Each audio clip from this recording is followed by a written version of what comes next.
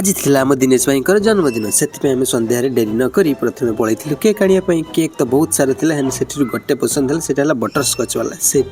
ना लिखिदे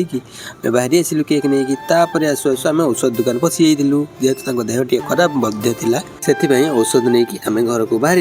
रास्त गला बेले मौसी दुकान आम परोटा नहीं जाइलु कारण राति तो किसी रोषे करार से गैस टी भरी देकी आम बाहरी गलु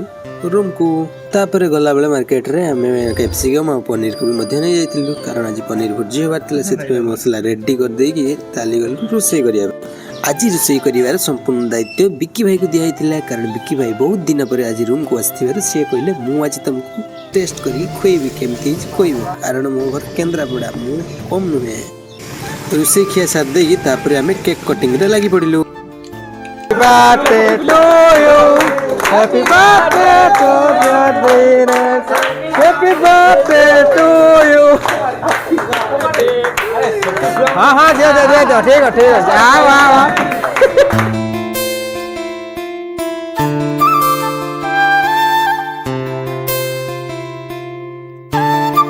तमान ब्लॉग टी शेष कर जय जगन्नाथ।